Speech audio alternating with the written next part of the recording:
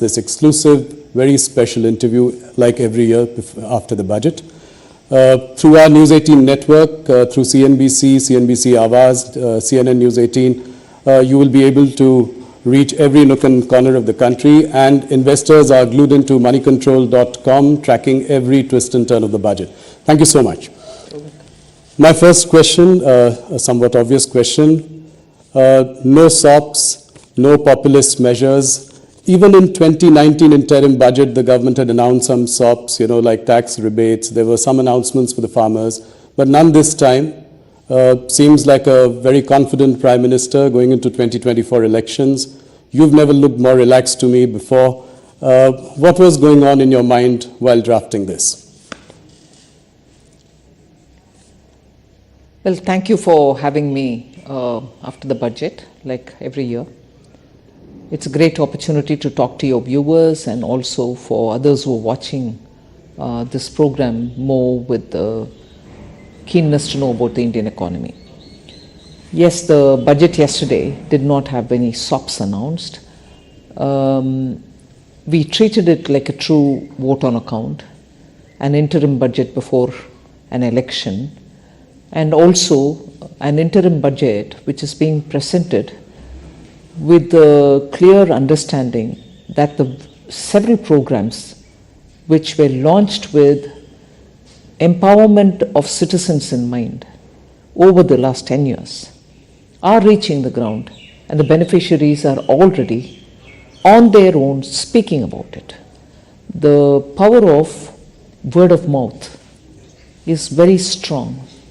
So when a beneficiary gets truly the benefit and without any middlemen playing a role in it, they really understand that the intent of the government is what they've said is what is getting executed. So I place a lot of trust in the word of mouth, which has helped in schemes like Ujjwala, PM Awas Yojana, PM Mudra Yojana, Swanidhi Yojana, all of which have benefited the small households, small people who want to do their business and who don't have money to give for collateral, no properties to give.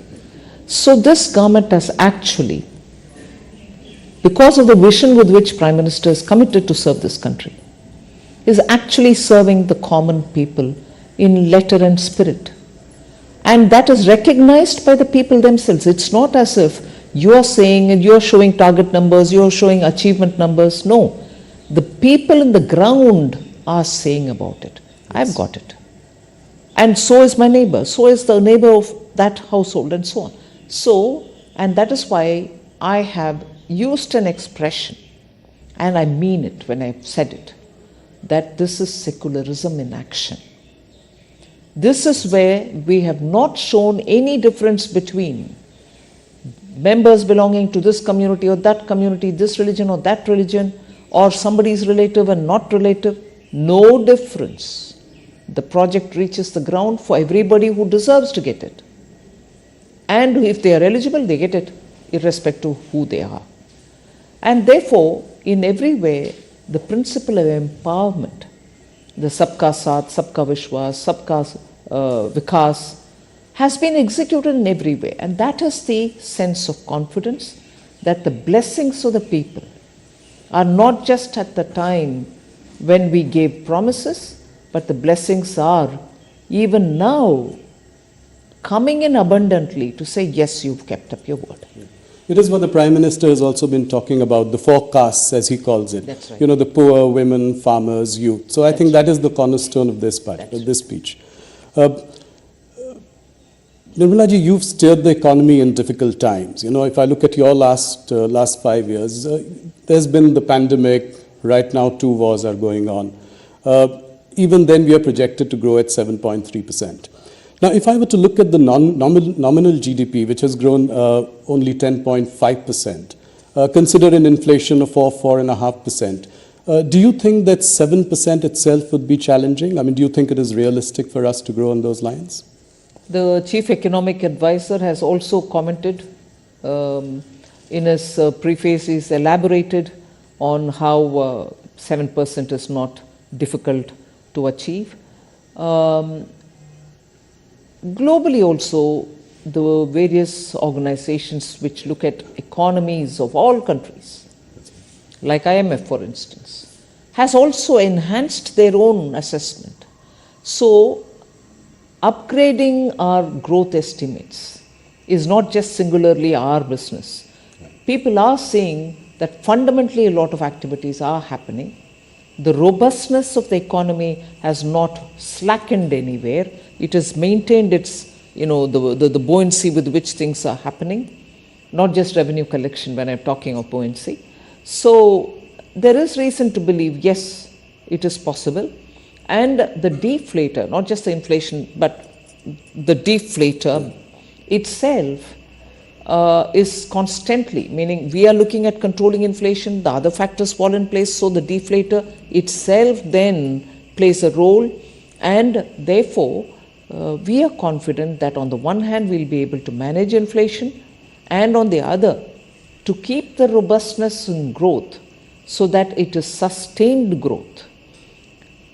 We have made every effort to look at both growth driving elements and inclusivity driving elements so that nobody is left out from this growth process, both to contribute and to gain from. Indeed. Something that has been commented enough, and you've got a lot of accolades for it in this budget. If you look at the fiscal glide path, I think you've beaten estimates. This year you've projected 5.1 next year, so that also looks promising. What is your message to the sovereign rating agencies? You're expecting an upgrade? Well, I would think that they do their job, but periodically it's our business also to bring it to their notice that economy, particularly emerging market economy like India, despite the odds, we are doing a lot of reforms, systemic reforms, which actually you're seeing is bearing the results now. If only Prime Minister Modi hadn't pressed the pedal, let's say the revving pedal, the accelerator during COVID, even as we are managing COVID, we will have to attend to reforms and continue doing the reforms. The Atmanirbhar Bharat announcements were all infused with so much of reform measures. Otherwise, we wouldn't have eliminated more than 68,000 rules, which were just so archaic and were becoming instruments for rent-seeking people. So, systemic reforms have continued. Whether it was pre-COVID GST and IBC, together with very many other reforms like professionalizing public sector banks and so on, the emphasis on reform has given us adequate rewards, and we'll continue doing that. That is why even in the budget, we have emphasized on transparency.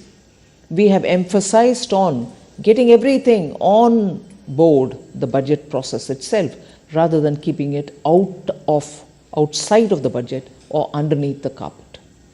These are not small steps, and that has been consistently done in the last 4-5 years. And before that, as I said, IBC or banking reforms, the 5 major recognition R's, as we say, of the problem. So to list it, there are so many, some small, some very big. The small ones having very big implication in making the economy much more cleaner and open and transparent. The bigger ones which are bearing results in terms of the money that you collect in GST. These are not small steps. So that is the one which I would play as important indicators which rating agencies should look at comprehensively, rather than look at just one detail here, one detail there. Macroeconomic stability is also very well kept up. No, glad you mentioned reforms. I think big message coming from you that the government will continue on the road for reforms. What are the, I've said this to you before, that, cutting the rich tax last year, in an election year, before that, cutting the corporate rate tax. I mean, you've taken some bold measures. What are the next level of reforms that we can expect from you? Broadly, I mean, directionally. No, first of all, as I said, the system to become more transparent, more things will have to be done in order to make sure that we work together with states. It's one thing for the union government to work on those areas which are exclusively with the central government. But where there are overlaps, there are some states which have come about enthusiastically to say, yes, we should benefit also from this vibrancy which results after such measures are taken. Therefore, when reforms are talked about, we normally always say 3 levels where it has to be carried out with the same vigor. The central government, the state government, and then the local bodies. Yes. Now, working with the state governments has already started happening. The last few years, you see very many areas where we are working together. The local body level, the municipal, urban local bodies, the panchayats, we need to have greater interchange of ideas and working together with them also. That will also continue now. Okay. Finance Minister, if I were to ask you this one question, with the exception of Air India, no strategic privatization has taken place, any significant. You know, whether it is IDBI, Concor, SCI, banks. Why has your government sort of repeatedly kind of underperformed on this disinvestment aspect? I mean, is the thinking changing within the government? Are you looking at sort of strategic sales and not maybe offer to sell completely? Is there some shift in the thinking? I would want you to, first of all, put that question into the frame that I have laid in the matter of public sector enterprises policy. Right. If a policy framework has been announced, and in that we have said that there are only core strategic sectors which government recognizes, where the government will be having a minimal presence. Right. And even in those sectors, private sector will be allowed to, or it will be completely open for them to participate in total. In the sense, there will not be any one sector, inclusive of the core strategic sector, which will be exclusively reserved for public sector, whereby consolidation will have to happen to make them big enough for a big country like India. Yes. Efficiencies will have to be brought in. Their values will have to be increased. So this question of yours will have to fit into that frame. I will not reverse any of the cabinet approved decisions. Okay. But at the same time, you should probably also have noticed that for each of them, we are working to make sure that we are not allowing them to remain there till they are getting disinvested. Equally, we are working to make sure that their valuations are kept up, they are improved upon. That if you look at the public sector listed companies and their valuation in the market today, you see the kind of vibrancy which has been brought in into them. Their share values have gone up. The dividends are even much better than earlier. Absolutely. So, disinvestment is one thing, but bring in value to them and make sure that the markets look at them absolutely favorably. No, in fact, the public sector companies have done really well, you know, and public markets are also where they are. Would you consider sort of diluting your stake maybe to 49% in some of the companies? Thereby, they are not government owned, but at the same time, you have best of both the worlds. And the valuations could go up even further. No, certainly. That is not something which has been denied earlier, meaning as a matter of policy. But in many ways, we are already, you will see periodically, the DIPAM Yes. department which takes care of the disinvestment has slowly, in trickles, released a lot of government's shares into the market so that private ownerships can come in and they can take hold of those shares. So that is happening already, and we'll certainly like to make sure that greater participation, public ownership of in companies like, let's say, SBI or ONGC, yeah. you know, I mean, this could be another possibility. Absolutely. Thank you. One of the big ideas this budget, which struck to everyone as a big idea, has been the announcement of a corpus of 1 lakh crore, you know, to provide interest-free or low-interest sort of loans for research and innovation. Can you elaborate a little bit on this? How will this work? Will there be a separate sort of entity managing this? How will it go forward? Yes, certainly. I first of all would bring in a bit of a context to this. It's not as if we are doing it now for the first time. Earlier too, there were several funds within different departments like the science and technology. They had a CSIR, its own. Funds were all over the place. You had them doing supportive activities for innovation, each from their own side. 2 years ago, I remember announcing the National Research Foundation, which brought together all these thinly spread resources to one pool, and from there each of the department would claim whatever they would want to fund in terms of innovation supportive activities. But what we've now done is, they may remain so, but the government would now bring in a kind of a institution or a vehicle which can take this 1 lakh crore, which will be given to them next few years in total, as an interest-free corpus amount. Using that, they can then identify innovation-related exercises which are happening in private sector and fund them.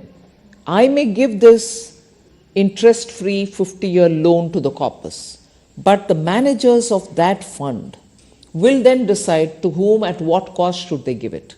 The cost may vary depending on the risk factors and the judgment of the professionals who will manage it. But it's certainly a fund from where private innovation will be supported. Got it. I'm sure you'll be asked this question in future, but the allocation for capex at 11.1 lakh crore, does it seem like a lofty goal, considering that you could not even do 10 lakh crore in this year? No, but not really. I mean, we've done only 2 lakh, 3 lakh. That's not the case. Yeah. We're closer to 10. It's also because absorption has its own limits, whether it's the states or the departments within Government of India. When the capital expenditure is undertaken through the outlays given to them, it is only that much within 12 months that they can do and not beyond. So sometimes reaching the target, however ambitious it is to the last mile difficult within 12 months. Had we given them a few more months, they will probably even complete that. But the condition for these capital expenditure, which I have announced since last 3 years, is that that amount should be utilized within the year. So many of the state governments which take the money, which are very good in implementing, in fact, I find states very enthusiastic in wanting to avail of this facility.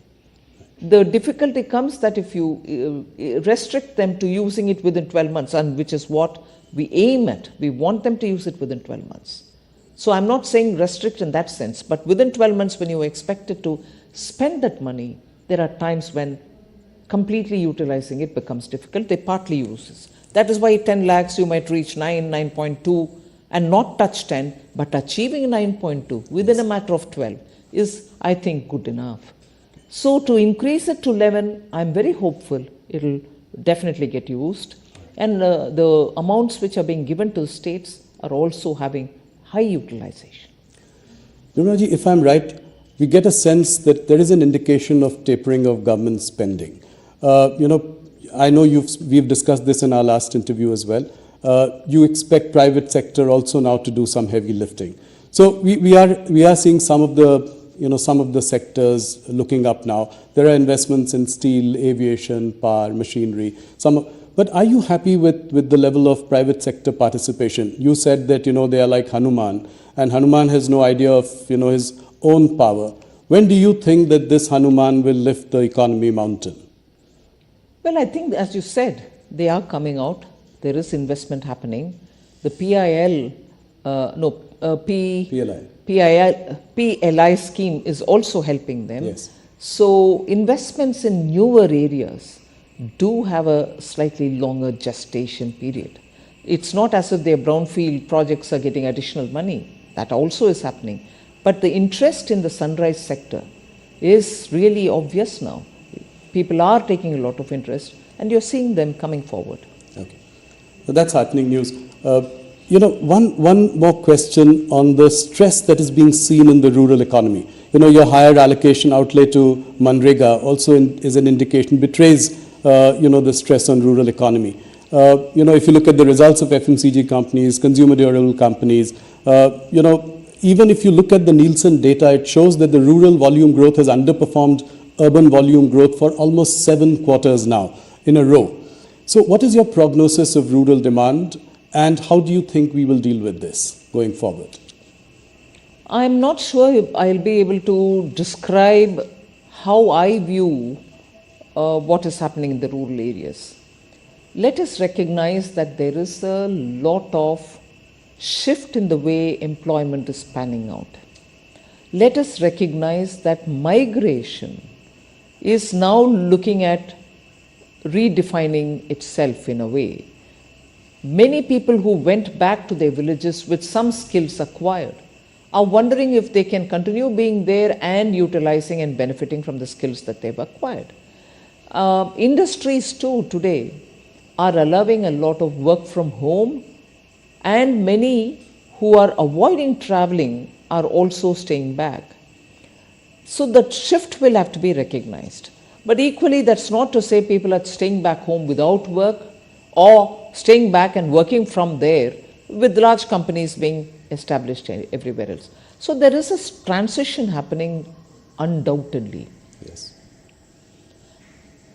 Second, there's also this little savings which is coming through, which we are seeing from the various fixed deposits which are growing as different from small savings. Yes. You're also seeing some middle class looking at savings through the stock markets, demat accounts, and so on. So the indicators with which we are looking at the rural economy may vary, and there are very many newer indicators which we may not want to miss out on. Yes, I agree, FMCG market will also tell us that durable consumables are not being consumed as much as before. Yes. But, well, I take that as one indicator, but equally, the kind of activities which are now happening in the rural areas, because of better connectivity, because of other digitization, are also yet to be measured, I would think. Okay.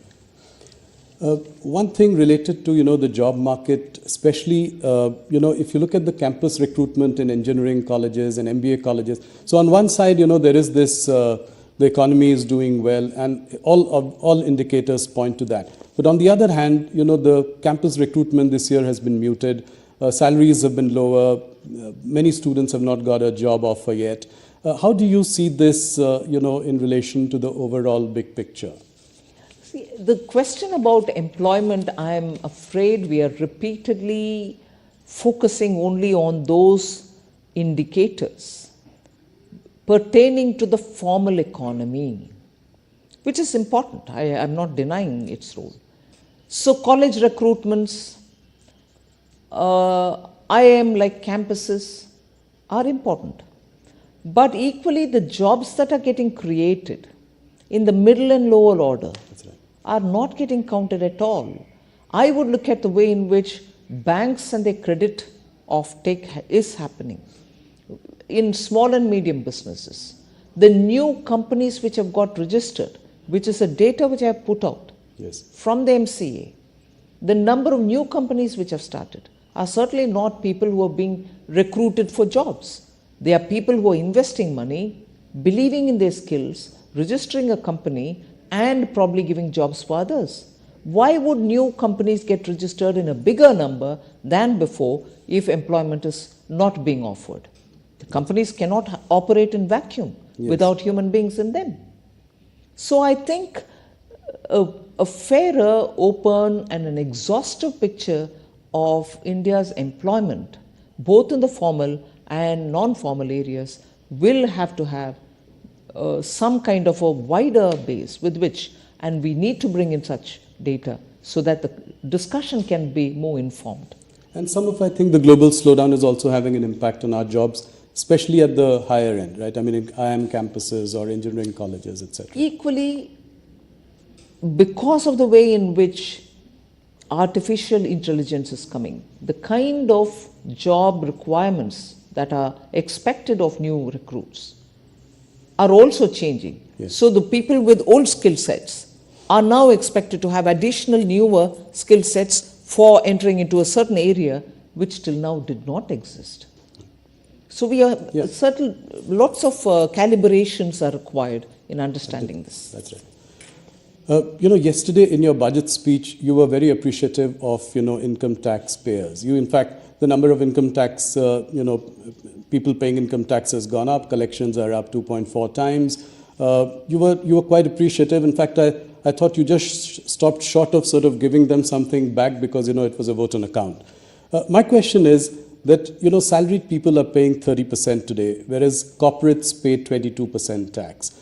In the longer term, directionally... Corporates meaning as an entity, yes, a company. as that's right. So I'm saying in the longer term, directionally, do you think you would align this in some way or the other? I'm talking about the longer term. Well, the direct taxation reforms are a steady job in the pipeline, and some results come out and more work is happening.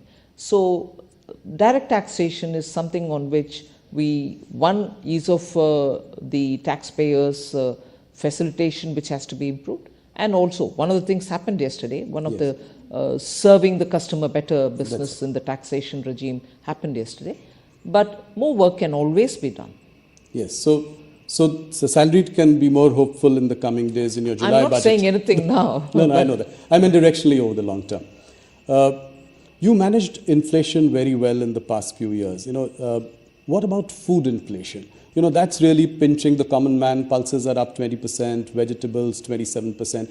Any plan to sort of rein in food inflation? See, food inflation cannot be spoken as one basket. Yes. Or one item. It has so many different components. If pulses are becoming more expensive, we are import dependent to meet adequacy in meeting their demand. In the sense we are not self-sufficient.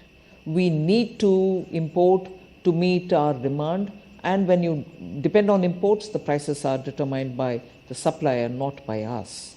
So when it is pulse or dal, where the prices have to be controlled, so much has to be done well in advance. If you know your crop is only X and not what you need, then you pre-plan imports. You have to touch on very many countries to get the imports and so on.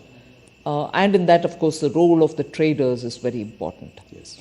That is one thing. Second is you're looking at other seasonal vegetables, which can equally be affected by drought or by excess rain.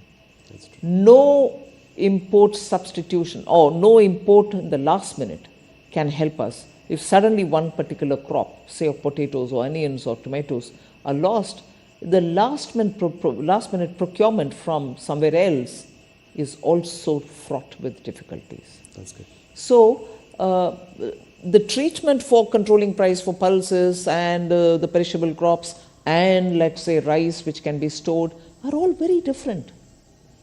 And that is why there is a committee in Government of India which looks into this and makes sure that periodically you are able to get in time those based on estimates. It's an ongoing job. It's not with a deadline. It has to keep happening. Yes. And I think largely the committee has been successful. Otherwise, we couldn't have been closer to the policy range. That's right. I had interviewed the Prime Minister in 2016, as early as that, and he spoke about the white paper. He said that we should come out with the white paper because we inherited an economy which was in the fragile five.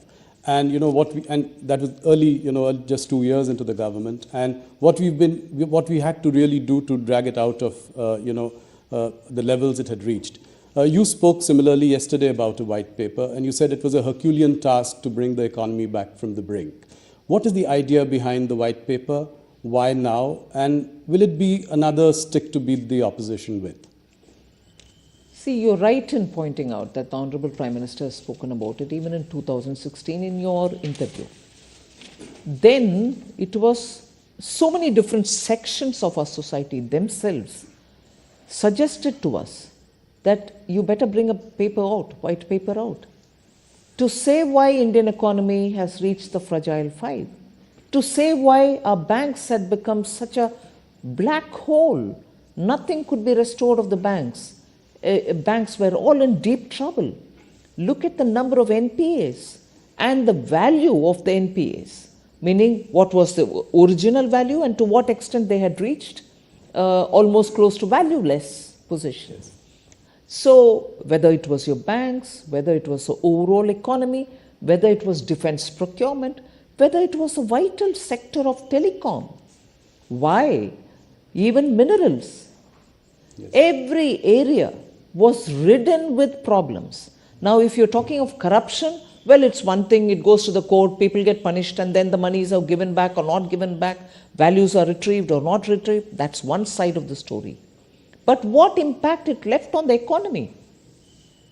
To restore your banks back to health, to make sure your country is safe with adequate strategic equipments given to defense personnel, to make sure that your mines, which are wealth under the earth, meaning inside the earth, under the soil, to use them for the benefit of the country rather than to use them as one instrument through which you line your own pocket. What implications it had on the economy? Banks not being healthy, mines being given to brothers and sisters who did not want to extract the mineral for the benefit of the country. Spectrum allocations, if it had happened in time, I didn't have to spend so much to restore BSNL to have 2G or 4G in time. And what implication does it have on the country when 4G is not available in time, whereas the whole world is talking about 5G? Yes. So the kind of impact that it had, the mismanagement, it is not just talking about, policy paralysis for a fragile 5. It's talking about every one of these steps, which one in morally, which number one, morally was immoral, in the sense was not right, and equally the kind of positive effect, if it had happened very well in a transparent fashion, it would have had on the economy. We lost 10 glorious years. And to restore it to that position back and then to pull it up, to now get closer to the world's third largest economy, is a Herculean task, which I'm grateful this country had a Prime Minister like Modi ji, who single-mindedly said, I will restore this economy back, it's my service to the nation. Yes. Otherwise, it wouldn't have happened. So why the white paper now? Yes. We've had 10 years. And prior to that, there was a 10 years where you saw all this happening. Policy paralysis, corruption, nation losing its endowments, and so on. 10 years under Prime Minister Modi. What kind of course corrections had to happen? Yes. What kind of restoring confidence had to happen? What kind of pulling back from rut that had to happen? And equally, making sure you're purchasing the equipments, you're removing BSNL from distress, you're making sure BSNL employees are given their due, you're making sure the country gets 5G, not just 4G. Look at the coverage India has in 5G today. I agree. All this, and to make sure that the investor confidence is not just intact, but is growing, that within a matter of 8 years, I would say, we've reached $596 billion as our foreign exchange reserve. Just compare that with the last 10 years. At least for the sake of the elected honorable representatives who are sitting in the parliament, they should know what was it then, what effort it took to restore it here, and what we should not therefore ever imagine or dream of doing in personal interest, forgetting the nation. Why now? Parliament should know. 2, at that time, had Prime Minister Modi not taken the call that in the interest of our nation, I would not bring it out.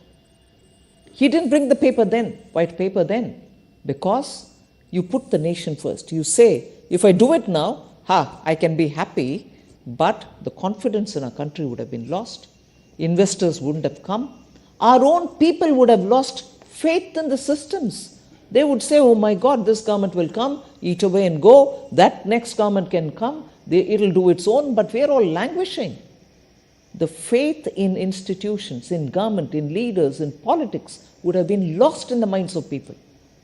And I'm so grateful that the Prime Minister didn't do it then, He restored it all, put India on such a wonderful track towards becoming third largest economy, and then so that all of us know what it took and what we shouldn't do in the future, this paper. So when do you table it? Well, sooner, I suppose. A passionate reply from you, I must say.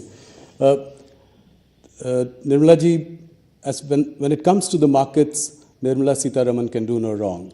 Last 2-3 years, markets have been on a roll. My question is, can you assure the markets and its participants that there will be stability in the capital gains tax regime? And I ask this question because last year you had tweaked, the debt market, the debt mutual funds in your budget speech. So, is there stability around the corner in the foreseeable future? Policy stability is one thing which Prime Minister really lays a lot of emphasis on. Yes. He doesn't like periodic tweaking. He would tell you it's only 2 years, it's only 3 years, let it play out, let it settle down and so on. So he is never in favor of quick twists and turns. And this is not me saying, people who have observed him for his tenure as Chief Minister will know that the biggest strength under Prime Minister Modi is stability in policy. So that's a singular line reply that I can give for it. Right. No surprises. I mean, long-term stability in policy. Another question, current question. RBI has imposed restrictions on the operations of Paytm Payments Bank. I don't, want to go into the details, but just a question is, what is your message to the fintech industry? Is there more than meets the eye in this case, or are we going to be cautious when it comes to the fintech sector?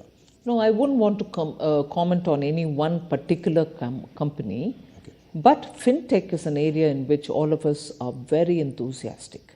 India has contributed a lot in this sector. India's contribution in this sector has been globally recognized. Today, if people are looking at solutions, fintech solutions, they are looking to India. Our youth have contributed a lot and built capacities for themselves.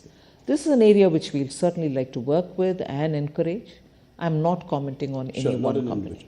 That's heartening to know for the fintech industry. Thanks for the message. You have been tightening things around. Would you think that the RBI should loosen now? Well, RBI does take its own call, but I will appreciate the RBI for working together with the stakeholders. And they take a call, I'm sure they take a call that keeping growth in mind. They've been steady, I suppose. They'll continue to be steady is my expectation and hope. Few quick political questions. I'm aware of the time. Thank you for answering all our business and economic questions at great length. We are seeing a different side of Nirmala Sitharaman. In the last few weeks, you've also been seen as an aggressive politician. You've turned the heat on your rivals in Tamil Nadu. You said that Stalin's DMK is an anti-Hindu party and that they were forbidding the live telecast of the Ram Mandir Pran Pratishthan ceremony. What do you have to say to that? 100%. I have not said a loose word.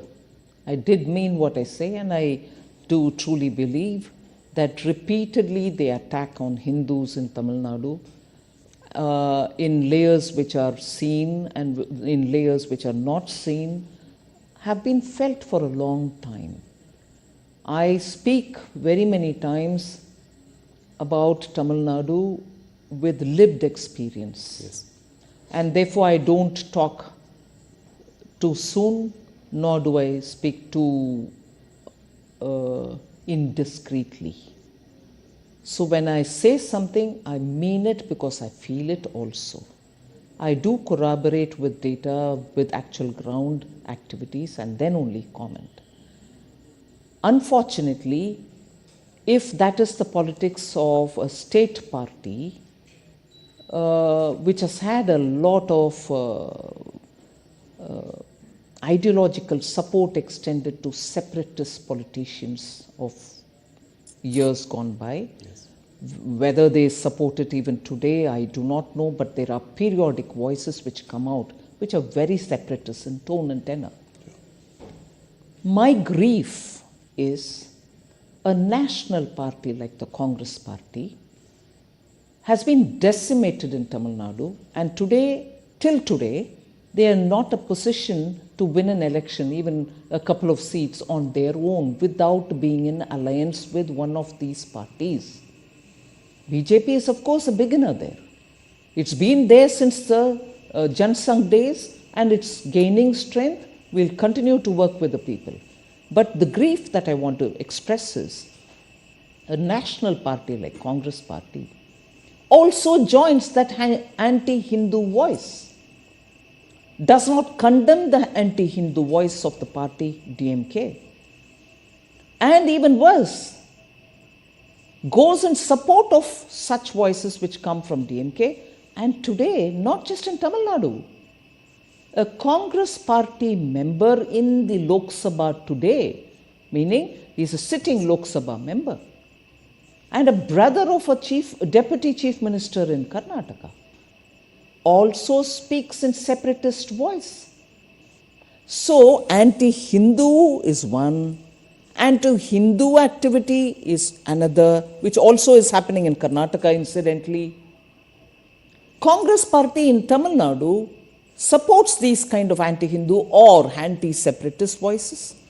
And today that is a spirit with which Congress also is aligning, which is what I find utterly shocking. Is there an attempt to paint the Bharatiya Janata Party as a North Indian party? And this North-South divide, encouraging that. Is that what you sense? They've always called Bharatiya Janata Party two things. It is a Brahmin Baniya party. Yes. It's a Hindi party. Today, the kind of support BJP receives in South India disproves all this. And I don't want to name individuals and say, oh, he or she belongs to this caste, we've promoted this caste, and therefore, more than BJP, I can challenge today, is there any one party in India which has worked for the betterment of tribals in India, which has worked for the betterment of the Dalit scheduled castes in India, which has recalled some of the best iconic leaders coming from those communities but attaining national stature, whether it is Dr. B.R. Ambedkar, whether it is Guruji and considered like God himself, Birsa Munda, whether it is the sons of the Shabzade, Sikh gurus, who gave their lives in their teenage for the sake of our country. So in any one of these, I want to ask, is there any one party in this country which has as much served as the BJP? So what is Hindi party? When Prime Minister of India is talking about all languages, he quotes Thiruvalluvar. Yes. He quotes from Purananuru. Every given opportunity, he takes the languages even to the UN. So, Tamil Nadu's politics, speaking of these kind of things, has happily kept the Hindi-speaking parts of the country, even if they are in alliance with them, away from the separatist rhetoric. So you think, oh, we are in alliance with that party, they cannot do any wrong. Yes. But they've been speaking all these separatists earlier. They're speaking anti-Hindu earlier, only because of the language gap. Just as they didn't want to learn Hindi, many of the North Indians didn't want to learn Tamil. So there's never been an understanding, a comprehensive, complete understanding of what's developed in Tamil Nadu. So are you hopeful that the BJP will do better this time in South India? I mean, how many seats do you see them getting out of 131 seats? It's difficult to talk about number of seats, but I'm sure but in the efforts which are being made by Tamil Nadu BJP unit. So you're likely to open your account in these states like Tamil Nadu, Andhra We'll Pradesh? certainly work for the people and hope to have their Kerala. blessings. Of course. Tamil Nadu, you have No, whether it's Kerala, whether it's Tamil Nadu, lots of work is happening and people are responding as well. Are you likely to contest the elections? I don't think. No. It's my party's decision. Okay. One last question on 2024. What is your assessment? How many seats do you think that the BJP is likely I'm not to get? sure I'll again Yeah. speculate on the number of seats. Better than last time? Much better than last I time? think people will see the truth and commitment and dedication with which the Honorable Prime Minister has been working. They are blessing him. They are seeing his earnestness. They are seeing how non-stop he puts the people of India and the nation first among everything else. So I'm confident. The opposition has constantly been crying themselves hoarse about the use of intelligence agencies. So whether it is Kejriwal or Mamata Banerjee's leaders in West Bengal or Hemant Soren more recently, they complain that there is harassment by central investigative agencies. And if the leaders jump onto the other side and join the BJP, then they are let go scot-free. What do you have to say? My last question. First of all, many of the cases in which the CBI or the Enforcement Directorate or the Income Tax pursue cases cannot come to the level of asking for custodial or asking for interrogation or arrest can happen overnight. You will be surprised in many of these cases. The cases were originally filed during UPA times. Many of these cases belong to that era. You know the Indian system, the level and the time consumed for each stage to mature. And to reach a stage where summons are being served, it consumes a lot of time. Many of these are from that era case. So it's not as if we've done it. One. Second, a survey or a search happens. Tell me if they've come empty-handed. Roomfuls of cash. Equally, when we are talking about common man adopting to technology, doing digital payment, you have people sitting with tons of currency notes in their homes. Nowadays, everything is videographed. I can't sit here and say, I found so much cash in your house without a proof. The video shows in the bathroom, in the bedroom, in lockers, tons of cash being kept. What explains that? So it's very well to use that as a whip to hit at the ruling party to say you're using the Enforcement Directorate or CBI. These are professional agencies. They take huge time to make their cases compact and ready because everything is now monitored by the court once the charge sheet is filed. Yes. And you have to submit the documents to the court. You can't just go there and say, I found this, I found that. Records prove it. So, era is changing. People don't like to have corrupt leaders. So when the Enforcement Directorate go and knock at the doors and come out with such pictures, common people are seeing it. You may cry hoarse, as you said, saying it is being politically used. I'm sorry. It is something which was case from your era. You filed a case against your own ally. There are partners in crime. And then there are partners and enemies also. Yes. Nirmaji, thank you so much for answering all our questions. You answer economic questions and political questions with equal felicity and passion. It's always such a pleasure to speak to you. Thank you so much. Thank you very much, Rahul. I know I've